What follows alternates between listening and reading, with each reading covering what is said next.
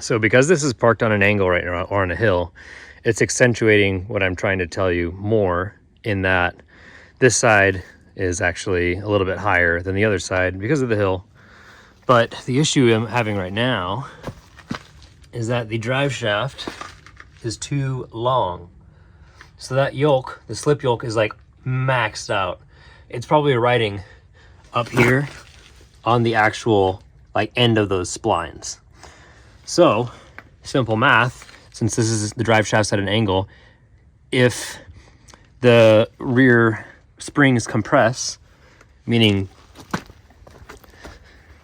the back of the body goes down via bumps or just even trying to load it down, and you guys know as well as I do that the stink bug issue on these is real, because they're meant to tow and they're meant to have extra stuff in the back. But right now that's kind of atrocious and it looks stupid and makes for bad handling. So I'm actually going to have this I'm going to take it off right now, and then I'm going to have it shortened by about 2 to 3 inches, I think. I'll get the measurement from pinion to pinion, but the reason that it needs to be shortened is because of the Cummins going in. There's the adapter plate up here on the backside of the transmission going into the transfer case. So this needs to be shortened, and that's going to fix some of the stink bug. I think it's still going to be biased towards the rear a little bit, but I'm going to get that fixed to see how it'll affect it. I might end up going with 4-inch coils here, heavies, medium or heavies, so that there's not as much variation in between loading it down with extra weight in the back. Not that I will have much, because I have a cheap makeshift bumper and that's all I want. I don't want a spare tire back there, because these are super heavy with steel bead locks. It's like a 160-pound setup. I don't want that riding back here on the trail. I'm gonna go ahead and order the I'm Keith kit. And if you're looking for the I'm Keith kit to buy for yourself, it comes with one here and one here, weld-in brackets. So because my angle is a little extreme, I'm gonna get both, and there's several mounting holes. I'll put a picture right here so you can see. So it's fully adjustable. It's $100, so it's 3 times less the Delta one. There is an indication on the website when you go to buy it, and it's asking you if you have a V-shaped or a flat forward.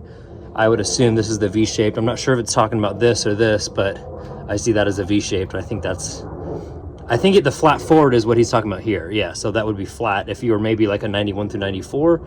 Mine's a 95. There is a centering ring on the end of the drive shaft, and it was very difficult to get it off the pinion because the drive shaft was fully compressed. I tried crowbars, I tried ratchet straps and bottle jacks, but I ended up recruiting the help of my friend Ryan, and with 4 pairs of hands, it was really easy to pry on the recesses of the drive shaft end and then push down on it. Thank you. You okay? Oh yeah. Okay.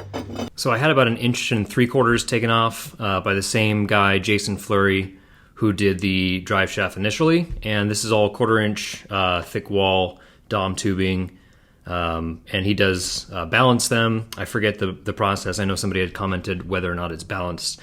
Driven to Idaho and back and several other places many times, never had any vibrations or noise coming from the drive line. So, all right, so I finally got around to putting all of my fender flares on. Try and get this to focus. So I'll try and give you an idea of all the hardware. Self-tapping screw with a washer. There's a little plastic grommet there. I'll show you that in a sec. All new fender flare gasket. So basically, you're just gonna take this out like this to give it a little pop. Like that, it just does a little pop. And you're gonna just remove that just enough to get your hand in there. So you can get your hand in here and see you've got 1, 2 right there. And then the third, I don't know if I'm gonna be able to get the camera in there. There's a little hole right here. I think you can see, yeah, you can see it kind of right there. I'm not gonna be able to get to focus very well, but yeah, you can kind of see that little silver thing right there. Let's see if I can get him to focus. Anyways, so you can get in there with a wrench And then there's one more here, which is a blind one, and I'll show you on the other side how to do that.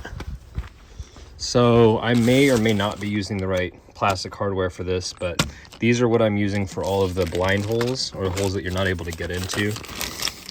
I'll link all this down in the description too, so you know. So I'll just take these with me because there's a few on this side. This side I left undone so you can see. So here's another one of them. They're shaped like a oval.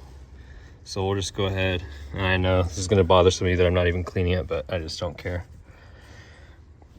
So one goes there,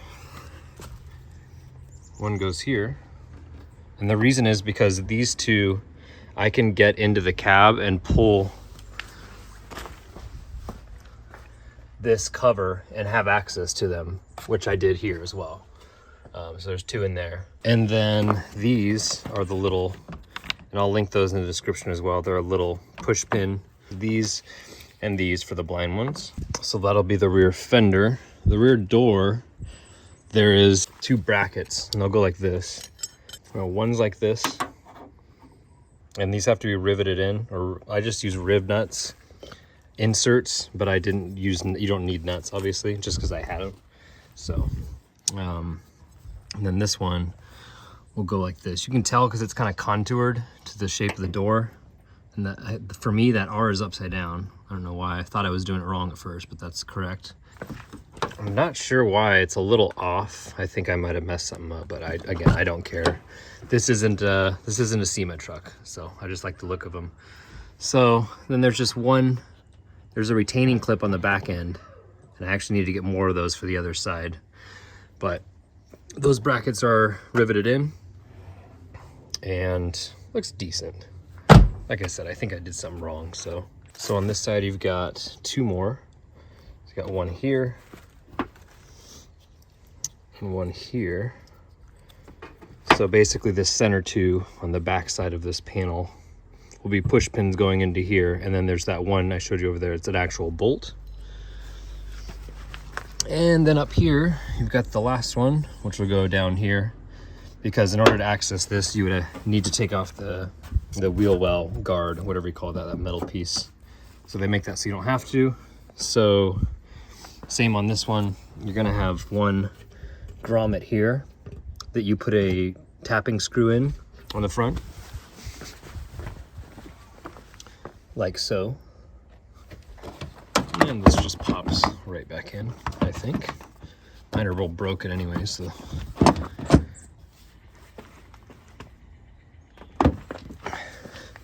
Doesn't seem very secure, but whatever. So yeah, you'll have a self-tapping screw here, just a regular screw. And then these all will be the same, like this. I'll just pop off.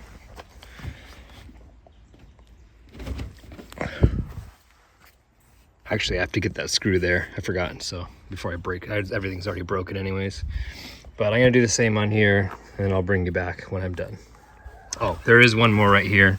If you have your mud guards, there's some more fixtures down here. This actually needs a grommet, I think. I think I have that as well.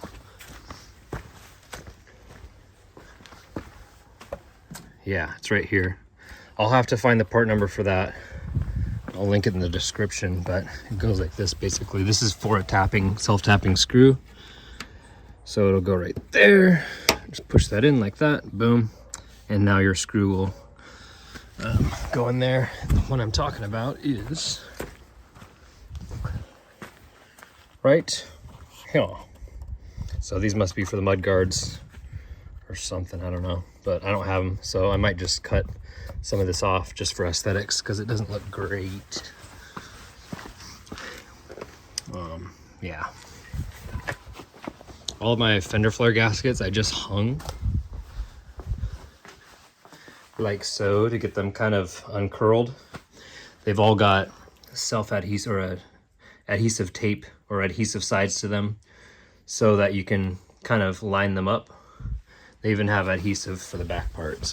So I actually need one more flare installed now. I have these other two installed. I need this last one, which I have here, but this is a Chinese knockoff. All the mounting spots are in the right location, but it is just ABS or whatever plastic, and I need to get it painted. So this is what I'm going to do. This is probably not correct, and somebody comment below if they have a better method for painting plastic. But I looked at adhesion promoter I was thinking about, but I ended up just getting some white sandable primer. I've got some 320 grit sandpaper. I'm just going to scuff it as much as I can without getting any like digging into it, just to take off the sheen, basically make it kind of foggy, and then hit it with the sandable primer. And then I was kind of foolish and went and had a really nice can of paint mixed for our 045 if you have white. I think the paint code is called white super white for our 95 through 97. I'm not sure if other ones have that, but it's single stage, so this doesn't have any clear in it. They can put clear in it if you want, but I didn't want clear in it. So this has a catalyst as well. This was like $35. So I think there's actually one of those little cans you can get at AutoZone that I think it matches all Toyota white color. Not sure if it's the same one. This is the right color, but I paid a little too much, and there's like instructions on how to use this thing. So let's try it together. All right, so I went and gave it a good sanding, kind of made it all hazy, got in all the little bits and pieces as much as I could. We're gonna hit it with a sandable primer.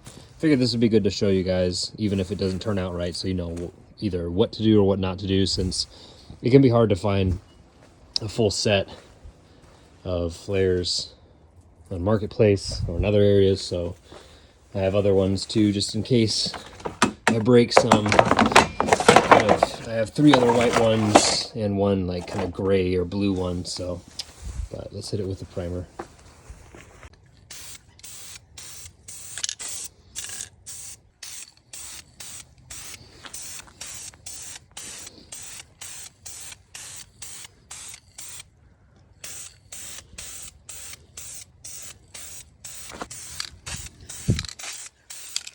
So it's all primered now. It's still on a little thick and wet, so I'm just gonna let that cure overnight. I'm not even gonna worry about rushing. All right, so disregard the oil prints all over the fender. This is the Chinese version that I ended up finishing painting, not to mention the orange peel, which was really bad. It probably won't come through much on camera, but anyways, I didn't really take, there it is. Yeah, I didn't take the time to sand it or anything, but not really worried about that. The worst part is these are the Chinese ones, and the mounting points are not in the correct locations. So this is garbage, along with my rear hatch window that I was using a tie rod to hold up from my drawers, and I forgot that I had it on the window, and went to pull this down to close it, to drive it, and so don't do what I did. And this all stemmed from being cheap and buying Chinese struts that went bad after a year, so I held it up with something else. So I'll buy the Toyota ones, because this window is a $750 part. Luckily, I got in contact with somebody down in Salem, and I'm going to be driving down to get that rear hatch from him, so I won't have to pay but $250, but still, don't break that window. What I did do is use the other flare that I showed you the other day, prime it and paint it. Got that nice orange peel going again, and this thing's already been resprayed, and it wasn't resprayed good. There's plenty of orange peel on this anyways, so. All right, so the fender flares are all on now, and they just look so much better with, I think, the flares than without them. Obviously, if you're wheeling a lot, then you're gonna wanna really probably take them off. But I did almost get a citation for not having fender flares because my offset's a little bit more than stock. But yeah, I think they look really good. Again, this setup, if you're new to the channel, is Nitto mud grapplers in a 40 by 13.5 by 17 on Raceline beadlocks. And I end up having, well, let's see, 6-inch coils with two 60mm or two 30mm spacers, and then one 30mm spacer on the other side to level it out. So that's technically about an 8-inch lift, but because of the Cummins, fronts down a little bit, and still have a rake in the back. I might change the setup in the rear soon, we'll see. But yeah, fender flares are on, look good. Again, I did get the I'm Keith kit, it came in, so this is the kit we're talking about. This is the V-shaped that we were talking about on the back there. So this piece goes here on the axle side, and then this goes on the frame side up there. So I'll show you how this goes, and we'll weld that in on an upcoming video. Link is in the description. Lots of fun stuff coming up, guys. I'm gonna be moving out of state. I'll try and let you guess where relatively soon, so my upload schedule is gonna be a little spotty. Links are in the description for the hardware, and again, thanks for watching.